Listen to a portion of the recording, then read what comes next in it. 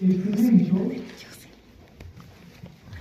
es una fina capa de tejido mineralizado que recubre la porción radicular de la dentina. Es muy semejante al hueso, aunque carece de inervación, de vascularización y tampoco puede remodelarse, a diferencia del hueso. El cemento está separado del hueso alveolar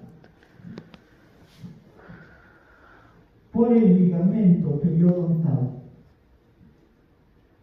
Los tres componentes citados, cemento, ligamento periodontal y hueso alveolar, constituyen el denominado periodonto de inserción. A su vez, la encía y la unión dento-gingival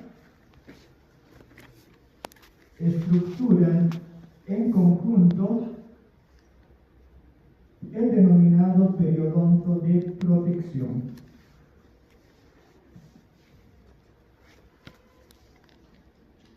Propiedades físicas del cemento. Espesor. El espesor del cemento varía de acuerdo a la región. La parte más gruesa se encuentra en el tercio apical, sobre todo en el extremo apical.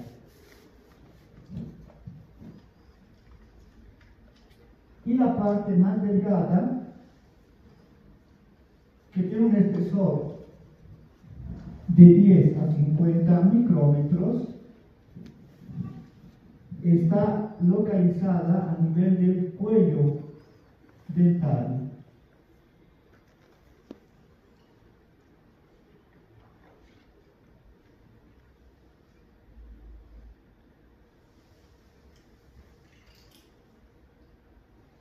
En esta región, en el cuello dentario, cuando existe retracción gingival y un cepillado inadecuado, muy traumático,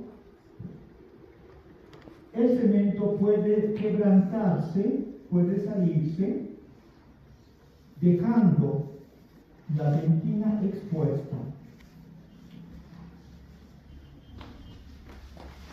Esa dentina expuesta es altamente sensible a los diferentes estímulos.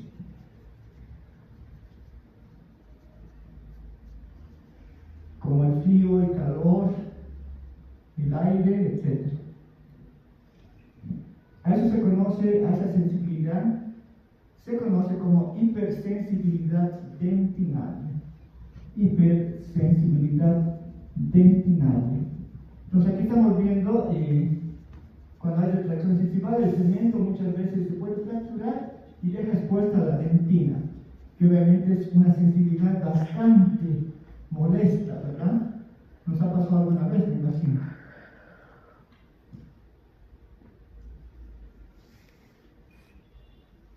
Color.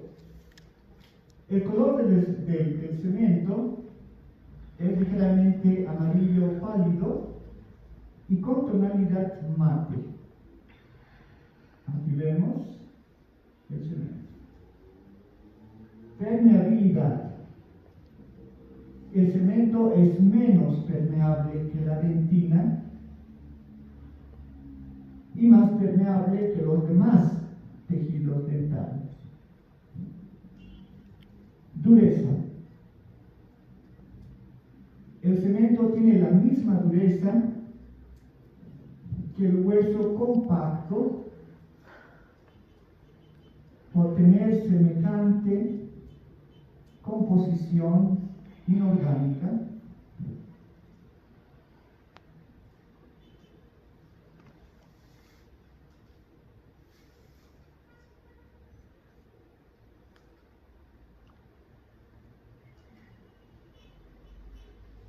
Radioopacidad.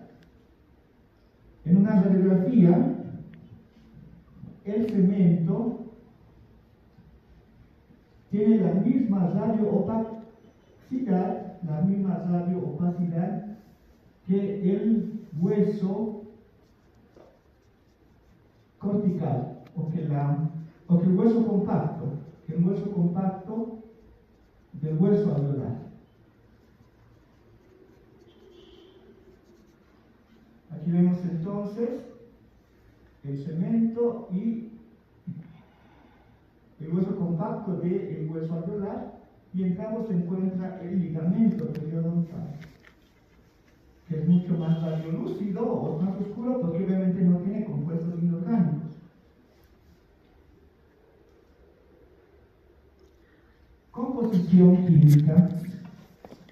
El cemento tiene la siguiente composición química: minerales inorgánicos en una proporción del 65%, la matriz orgánica en una proporción del 23% y el agua en una proporción del 12%.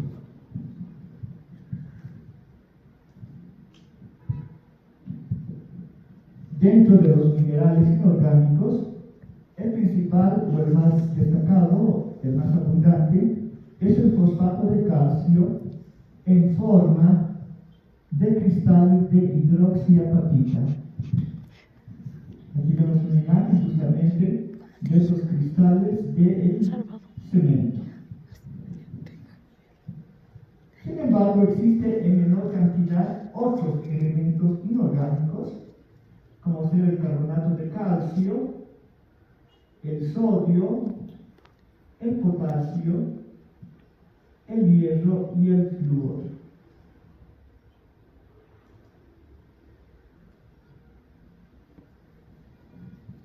La matriz orgánica, que está en una proporción del 23%, está formada casi en su totalidad por fibras colágenas de tipo 1,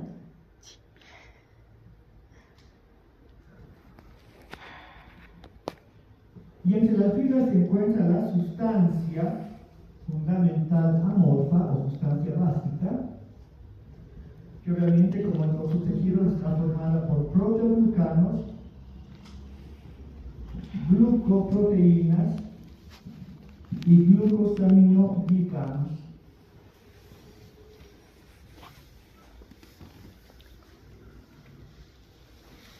El agua, que está en una proporción del 12%, es bastante abundante en el cemento y se asemeja por eso a la composición química del hueso.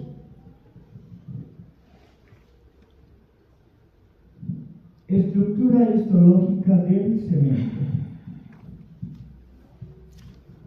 El cemento está comprendido entre el ligamento periodontal y la dentina. ¿Verdad? Este es el cemento.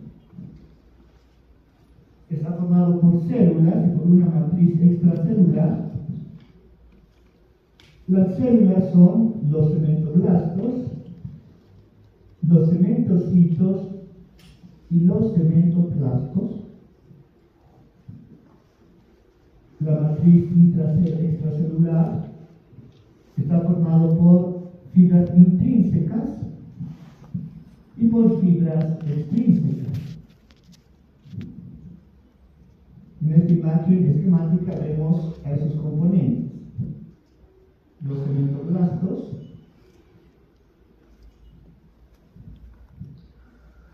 los cementocitos,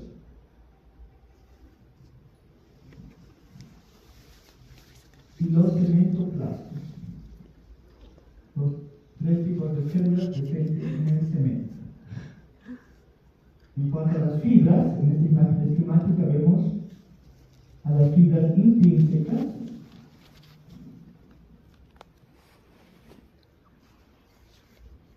y a las fibras extrínsecas. Todos estos componentes los vamos a ir describiendo con más detalle.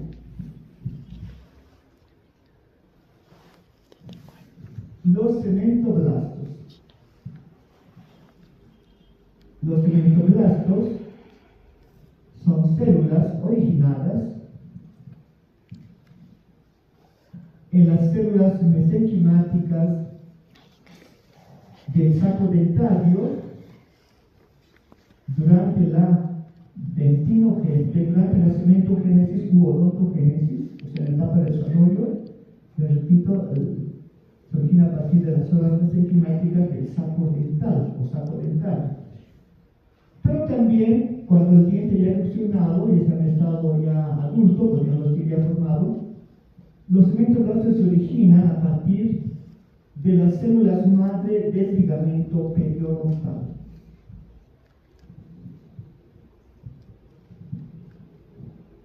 Esa es una imagen esquemática y aquí vemos una imagen al microscopio fotónico y una imagen al microscopio electrónico.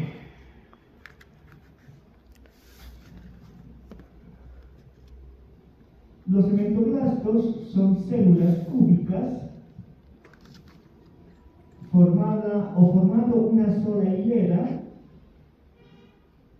en la cara periodontal del cemento. Están unidas entre sí mediante desmosomas y uniones comunicantes. Los cementoblastos son células sintetizadoras de proteínas, por lo que tienen altamente desarrollado el retículo endoplásmico rugoso, el aparato de Golgi y las mitocondrias. La principal función de los cementoblastos es sintetizar la matriz extracelular, es decir, esta matriz extracelular, también llamada precemento, que está formada principalmente por colágena del tipo 1, pero además puede producir fosfatasa alcalina, que promueve la mineralización de la matriz y también los demás componentes de la matriz extracelular son producidas por estas células, ¿no? La sustancia fundamental amorfa, como dijimos, proteoglucanos, glucoproteínas y glucosaminoglicanos. O sea, toda la matriz extracelular es sintetizada por los cementoblastos. Ahora bien, esta matriz orgánica producida por los cementoblastos se conoce como precemento y es la matriz todavía no mineralizada. Puede tener un espesor de 5 micrómetros aproximadamente y se localiza entre el cemento maduro y los cementoblastos, esta línea amarilla. Aquí vemos en esta imagen histológica los cementoblastos, el cemento maduro y el precemento, matriz orgánica no mineralizada. Y aquí vemos a las células con el microscopio electrónico convencional. Ahora bien, las fibras del cemento son denominadas fibras intrínsecas, que se disponen paralelas al eje mayor de la raíz. Son fibras bastante finas, bastante delgadas. Ahora bien, en el cemento también se evidencia la presencia de líneas incrementales de Salter,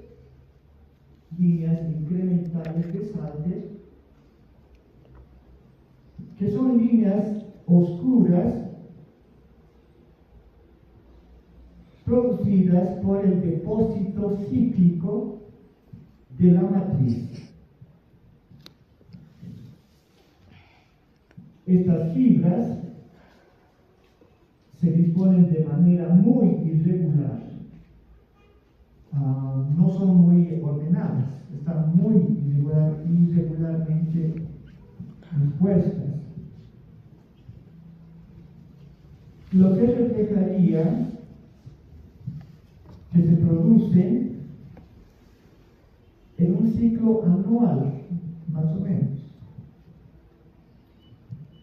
Recordamos que en el cemento, la dentina eran bien ordenadas, bien secuenciales, bien homogéneas, pero aquí son totalmente desordenadas, justamente porque el ciclo no es diario ni mensual, es casi anual. Por eso esa irregularidad.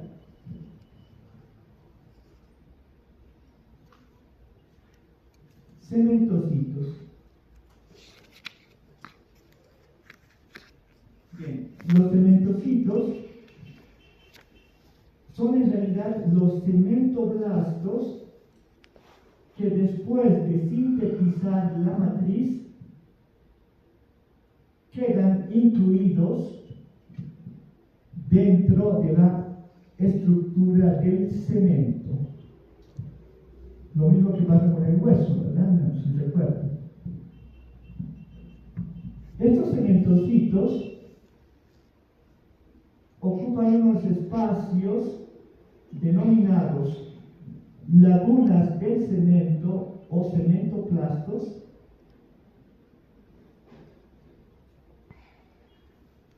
que son espacios dentro de la matriz. Ahí está de color negro. En estos cementoplastos, los cementocitos adquieren la forma ligeramente ovoidal o lenticular, con núcleo central y prolongaciones citoplasmáticas orientadas siempre hacia el ligamento periodontal. Así está parte. Siempre están orientadas hacia el ligamento periodontal, porque de ahí promueve o proviene su nutrición. Por eso se orientan sus prolongaciones hacia el ligamento periodontal, no hacia la dentina, obviamente. Estas prolongaciones citoplasmáticas están dentro de finos conductillos denominados conductillos calcóforos.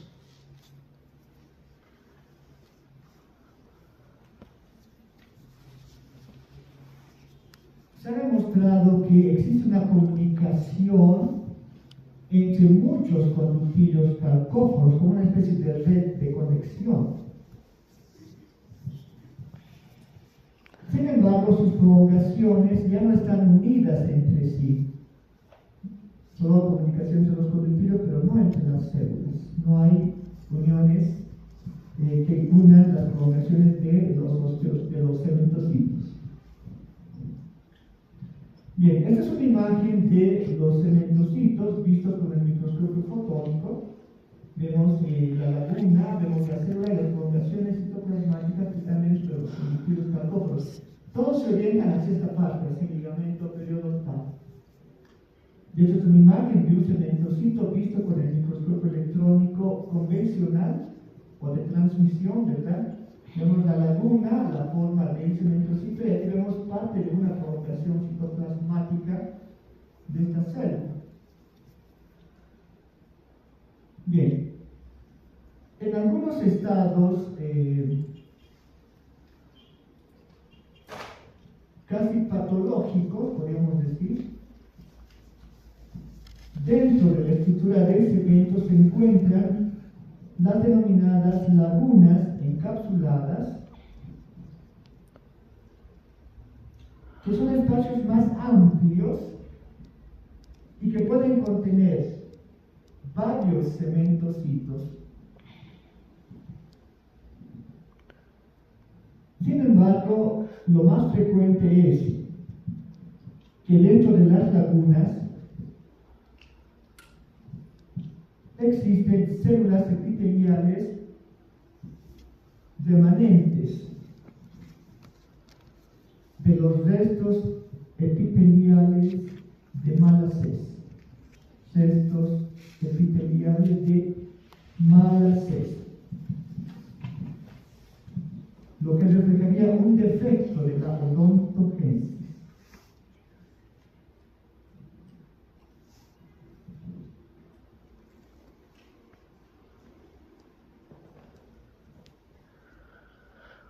Cementoclastos. Los cementoclastos son células gigantes multinucleadas que en condiciones normales o de normalidad no existen en el cemento, no deberían existir. Sin embargo, solamente están presentes durante el proceso fisiológico de la resorción radicular de las piezas primarias, de los dientes de leche, ¿verdad? Durante la erupción dentaria. Y en estados patológicos, cuando existen traumatismos o movimientos ortodóncicos inadecuados.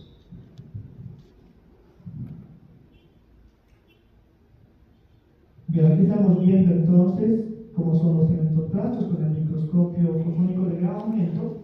Y aquí vemos que estos cementoclastos, que también se pueden llamar odontoclastos, solamente están presentes cuando la raíz del diente de leche tiene que reabsorberse para dar lugar al diente permanente. Ahí aparecen los cementoclastos en forma fisiológica, pero cuando hay, por ejemplo, tratamientos ortodónticos con mucha violencia, se ejerce con mucha fuerza o rápidamente, se forman o son estimulados los cementoclastos para reabsorber ese lugar donde están presionando los aparatos de ortodoncia.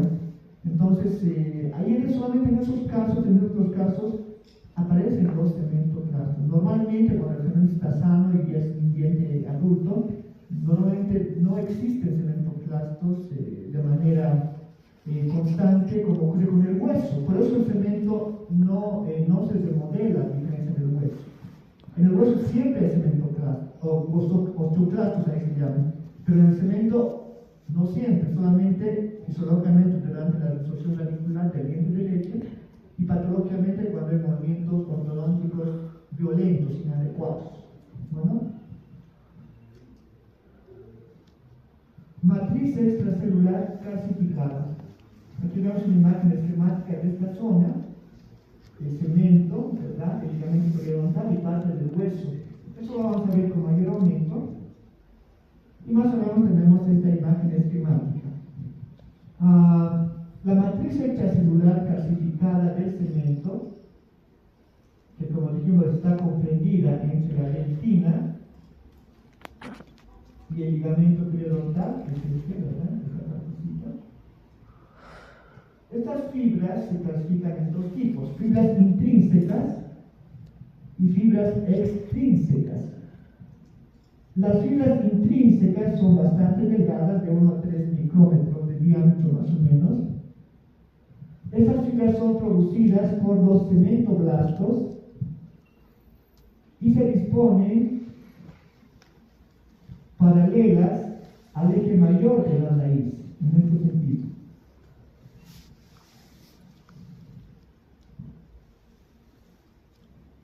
En tanto que las fibras extrínsecas del cemento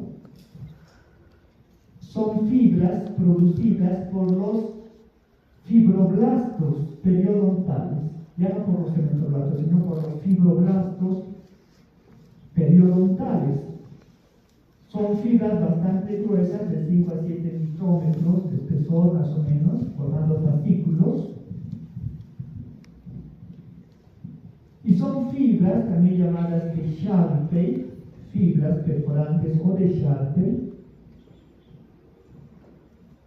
que unen el cemento con el ligamento periodontal, o sea, permite el anclaje de estas fibras de esos tejidos, del cemento con el ligamento periodontal. Una unión bastante firme. Aquí tenemos una imagen justamente de estas fibras del ligamento periodontal, las fibras extrínsecas, ¿verdad?, que están dentro de la estructura del cemento. Este ligamento, en un cementocito ahí tenemos estas fibras bastante gruesas que unen el ligamento con el hueso, con el cemento. Y aquí tenemos estas fibras con el microscopio electrónico de barrido, fibras bastante gruesas, estas fibras de Sharpe. Tipos de cemento. Existen 3 tipos de cemento de acuerdo a su evolución cronológica durante la ortogénesis. Esas fibras son las siguientes, estos tipos de cemento: el cemento afibrilar, el cemento acelular y el cemento celular. El primero, el cemento afibrilar, es el primero en formarse. Solo está presente en algunos casos, no en todos.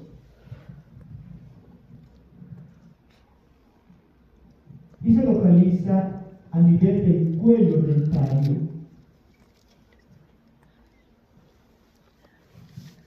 Este cemento es altamente mineralizado y carece de fibras, por eso se llama afibrilar, no tiene fibras, es como una masa calcificada amorfa, podríamos decir. Este cemento, como les dije anteriormente, no se forma siempre. Este cemento se forma solamente cuando hay una degeneración prematura del órgano del esmalte. Degeneración prematura del órgano del esmalte. Solamente en esos casos se forma este cemento. El cemento acelular, sin embargo, es el cemento que ocupa el tercio cervical y una fina capa de los tercios medio y apical. Entonces está en toda esta parte. Aquí es más grueso, pero aquí es más delgadito. El cemento acelular carece de células, pero presenta fibras. Es producido por los cementoblastos y de manera lenta.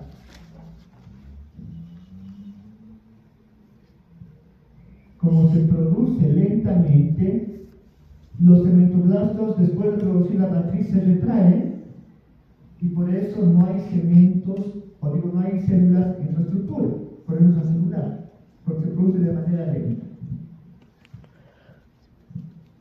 En tanto que el cemento celular está presente en el tercio apical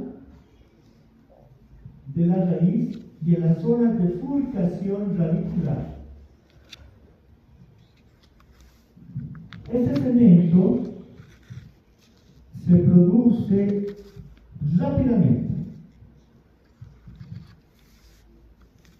ante el estímulo traumático de la masticación. O sea, este cemento, a diferencia del anterior, se produce cuando el diente ya ha erupcionado, no antes. Cuando ya erupcionó el diente hay masticación y eso estimula que se forme este tipo de cemento.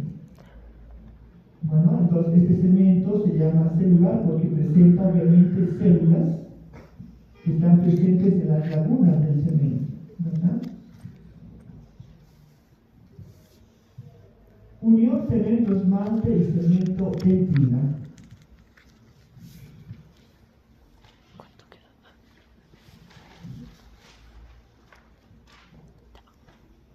Unión cemento-esmalte.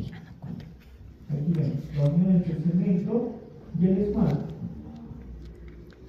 Esta unión de cemento y esmalte tiene tres variedades. En la mayoría de los casos, en el 60% de los casos, el cemento se superpone al esmalte, o sea, el cemento está por encima del esmalte. La segunda variedad es cuando el cemento y el esmalte están vis, o sea, no se contactan, o sea, no estamos seguros, pero están en contacto sus extremos. Eso corresponde al 30% de los casos, y en el 10% de los casos, cemento y esmalte no contactan, dejando un espacio que expone a la dentina, ¿verdad? Eso corresponde al 10%, y aquí es más frecuente o más probable la sensibilidad dentinaria, lo hemos hablado anteriormente, ¿verdad? Cuando hay retracción gingival, puede haber una hipersensibilidad dentinaria en este caso. Unión cemento-dentina.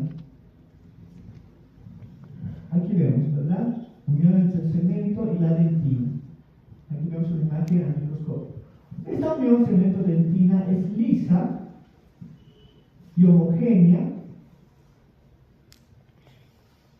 Sin embargo, en los cortes histológicos desmineralizados, o sea, descalcificados, se ha evidenciado la presencia de una línea oscura adyacente a la zona granular de la dentina. Esta zona ha sido conocida o denominada cemento intermedio, o sea, está entre la dentina y el cemento acelular, prácticamente. Se llama por eso cemento intermedio. Y ese cemento intermedio, si veríamos con el microscopio electrónico, en realidad tiene bastantes espacios que albergan células epiteliales residuales de la vaina de Hertwig. Eso lo vamos a ver en la odontogénesis, que es esa vaina. Pero entonces el cemento intermedio tiene espacio que albergan a las células epiteliales de la vaina de Hertwig, y es producida justamente este cemento intermedio por estas células epiteliales de la vaina de Hertwig, que antes de desaparecer sintetizan una matriz rica en anelina, parecido a lo que es esmalte, una matriz rica en anelina, que tiene por función cerrar, obliterar los túbulos dentinarios. O sea, esta estructura, este cemento intermedio se produce justamente por la producción de esta sustancia rica en anelina que tapa los túbulos dentinarios, los oblitera y cementa a su vez los dos tejidos, dentina y cemento, ¿verdad? Esta línea negra sería este cemento intermedio que estamos viendo con el microscopio fotónico, pero con gran aumento. Retorsión y reparación del cemento. En las áreas que son sometidas a traumatismos oclusales o movimientos ortodónticos inadecuados, se produce la resorción del cemento por acción, como dijimos, de los cementoclastos u odontoclastos. ¿Y vemos? Estas células. Pero por la plasticidad o por la peculiaridad fisiológica del cemento, las áreas que se han absorbido van a ser reparadas casi inmediatamente por depósitos de cemento de tipo celular principalmente. Entonces se absorbe el cemento, pero inmediatamente se repara, porque el traumatismo oclusal es así, ¿verdad?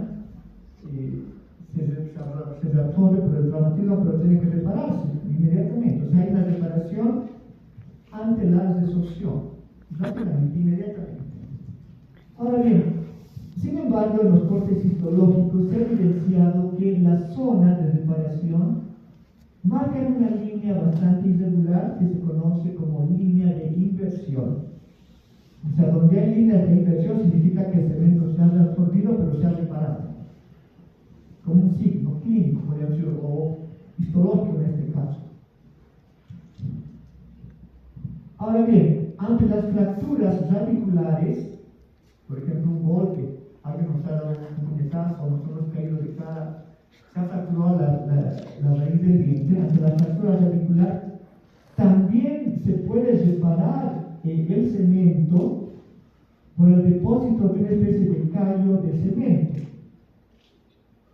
Que después de hacer el tratamiento de conductos, el cemento forma, y si bien la dentina no se une, pero el cemento sí une ambos extremos del vaso de fractura y el cemento puede repararse, o sea, el diente se evita sacarlo, se lo puede mantener incluso por una fractura. Esa es una peculiaridad del cemento, que puede formar y reparar los trazos de fractura también.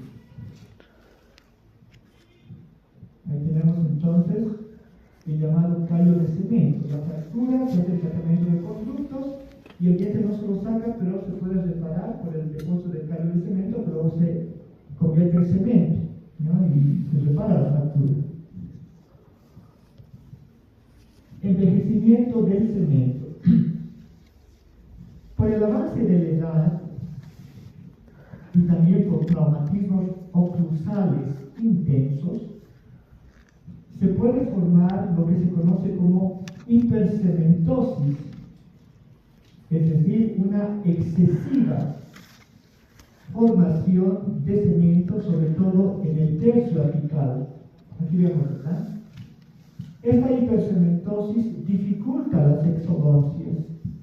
Cuando hay una hipercementosis, pues hay que manipular mucho para extraer el diente, muchas veces. Es bastante complicado cuando hay este proceso patológico producido por el traumatismo oclusal, esta hipercementosis. En la hipercementosis, el cemento que se forma es de tipo celular. Cemento de tipo celular. Se forma rápido y por eso es de tipo celular. Incluye células, ¿verdad? Bien, también se ha evidenciado en algunos procesos antitraumatismos oclusales la presencia de los cementículos, que también son masas de cemento que están presentes en la estructura del cemento o bien están adheridos a la pared del cemento o en forma libre, o sea, pueden estar incrustados en el cemento, adheridos a la pared del cemento o libres en el ligamento periodontal. Se ha evidenciado que estos cementículos en realidad son una hipercementosis focalizada, es decir, igual de cemento celular, pero que es como una masa globulosa que está aislada, por eso una hipercementosis focalizada. Funciones del cemento. Bueno, las funciones del cemento son las siguientes: anclaje, formativa y reparativa. El anclaje es la función que permite anclar las fibras periodontales en el cemento, uniendo íntimamente el diente en el alveolo dentario, o sea, para que el diente no se mueva, es un anclaje por estas fibras periodontales, ¿verdad? Que se incluyen en el cemento. Recordamos que estas fibras periodontales que se incluyen en el cemento se llaman fibras de Charpey, ¿verdad? Ya hemos visto anteriormente. Fibras de Charpey que anclan el ligamento con el cemento radicular. Formativa. Esta función se refiere a la formación de cemento de tipo celular que se produce sobre todo en el tercio apical. Este tipo de formación del cemento va a compensar el desgaste oclusal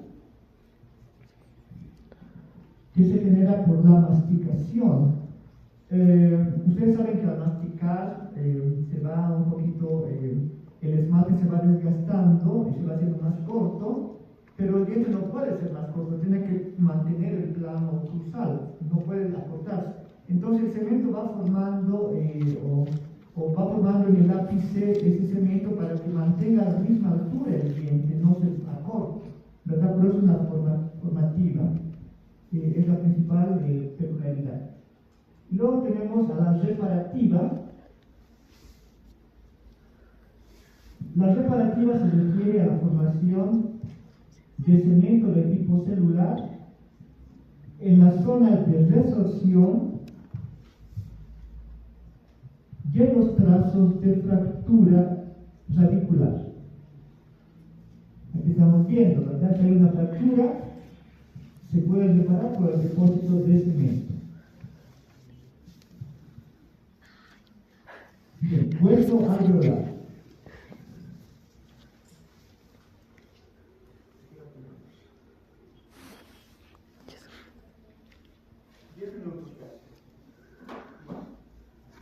Bien, el hueso alveolar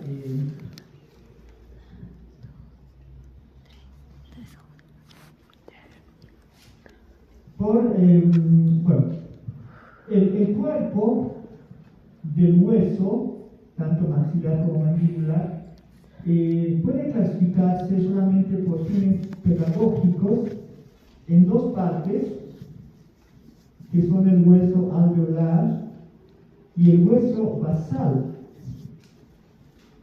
El hueso alveolar presenta los alveolos dentarios en los que se insertan los dientes, esta partecita. En tanto que el hueso basal es la parte del maxilar que no tiene a los alveolos dentarios, solamente es de soporte estructural. Entonces, básicamente, ahí tenemos los dos componentes de los maxilares.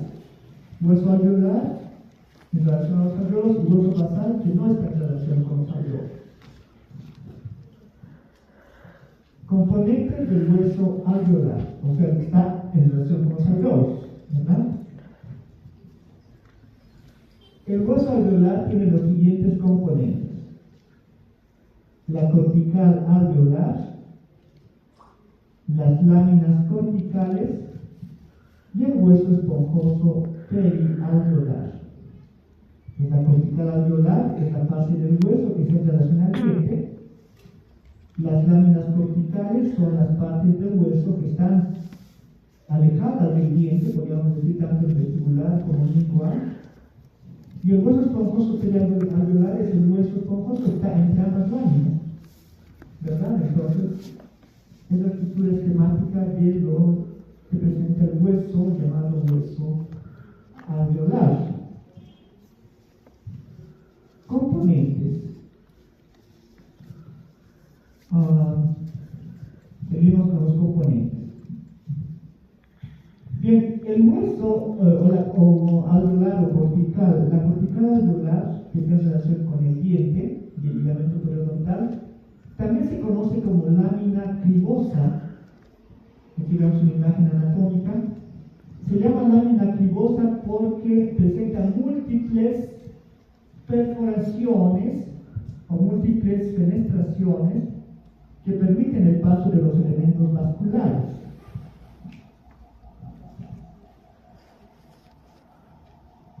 Estructura histológica.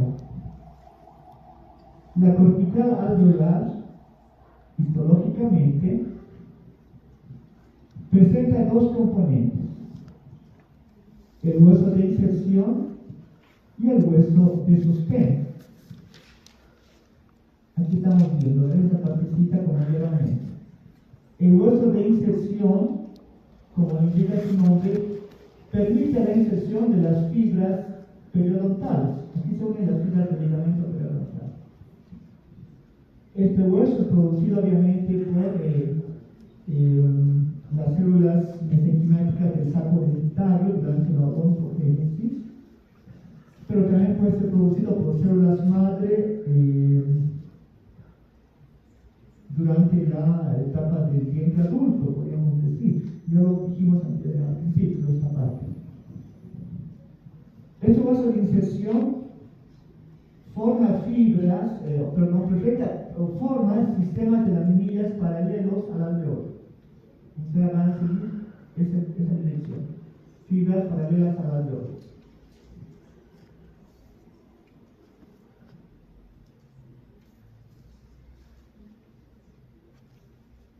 Bueno, ahí estamos viendo esquemáticamente los componentes. En tanto que el hueso de sostén, que está más alejado por esta parte, el hueso de sostén tiene la forma típica del hueso óseo, del hueso laminar, ¿verdad? Producido por células de la zona medular del hueso, o sea, ya no por los cementoblastos del ligamento, sino por células medulares del hueso esponjoso, por esas células.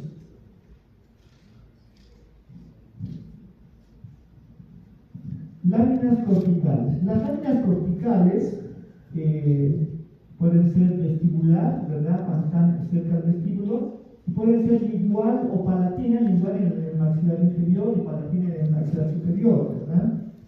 Y en esas láminas tiene una estructura más o menos semejante a lo que vimos anteriormente, con algunas peculiaridades.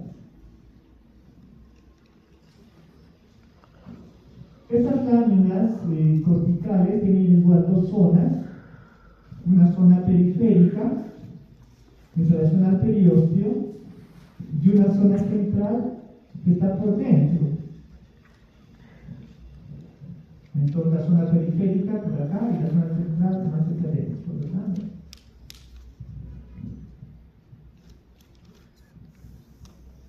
Hueso esponjoso perialveolar.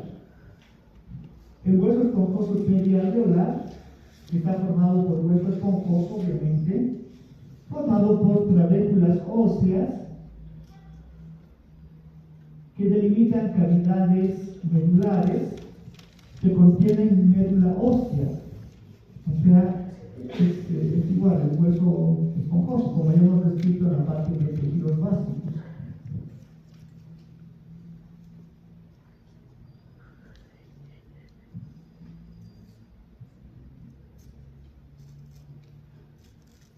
Ahora bien, el punto de unión entre la cortical alveolar y el hueso alveolar, o lámina cribosa, ¿verdad? Esta partecita se conoce como cresta alveolar.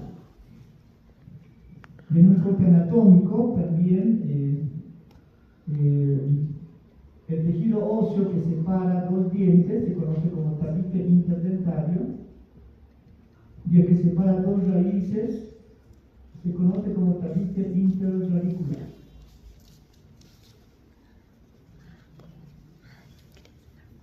Bien, movimientos ortodónticos. En realidad, ustedes saben que a veces la malposición dentaria origina pues, que vayamos al tratamiento odontológico para corregir la malposición dentaria. Y en este caso se utilizan dos propiedades plásticas que tiene el hueso. Cuando se somete a presión, una zona del hueso se reabsorbe. O sea, aparecen los osteoclastos y van a reabsorber tanto la parte inorgánica como la orgánica. Y en los lugares donde se jala, donde hay tensión, se estimulan las células madre y forman hueso. O sea, se convierten en cementoblastos y forman hueso. O sea, esas dos propiedades, donde hay presión, se reabsorbe el hueso, donde hay tensión, se forma hueso. Entonces esas dos propiedades combinadas se utilizan en ortodoncia, justamente para movilizar las piezas dentarias. Se utiliza aparatos ortodóncicos, ¿verdad? Fijos, removibles, etcétera, pero con esa finalidad. En algún lugar estimulan para que se forme hueso, y en el otro reabsorben para que obviamente el diente vaya desplazándose, ¿verdad? Entonces el desplazamiento de esos dientes es porque en una parte se van moviendo los huesos. Pero eso hay que hacerlo bien. Esto hay que hacerlo con mucho cuidado, porque se puede decir, si utilizan fuerzas muy violentas, o sea, mucha fuerza, o muy rápido, se produce la hialinización del ligamento periodontal. O sea, se hialiniza, es decir, se necrosa y fracasa el tratamiento.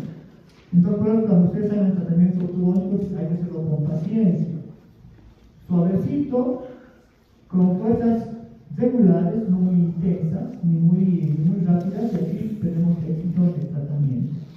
Entonces, eso es lo que les quería decir. Entonces, se puede hacer con movimientos de inclinación, o bien con movimientos de traslación en masa, o sea, mover solamente la corona del diente, o en otro caso, mover a todo el diente, utilizando diferentes tipos de aparatología.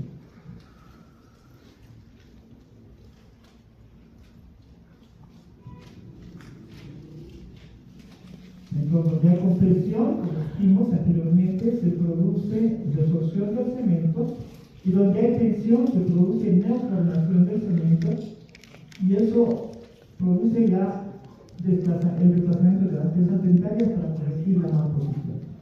Entonces, muchachos, con esto hemos acabado un poquito el tema, y la próxima clase ya vamos a empezar a ver lo que es el ligamento periodontal, o sea, el tejido que está entre el cemento y el hueso, el tejido blando.